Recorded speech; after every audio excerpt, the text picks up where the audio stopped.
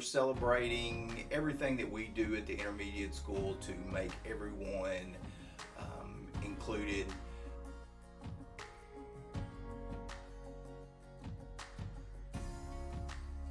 My name is Mr. Hawkins. I am the principal here at the intermediate school.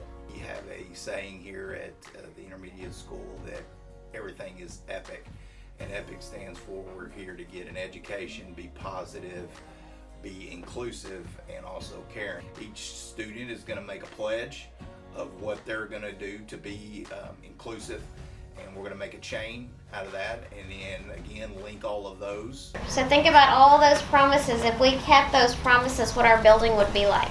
That's it would be so it would be really good. It would be really good. So one of the big things that we're doing is we're going to have everyone in the hallway, all the staff, all the students, and we're all going to link arms as a symbol that here at the intermediate school we're all one, that we're all part of Lakeside. And so we're doing that.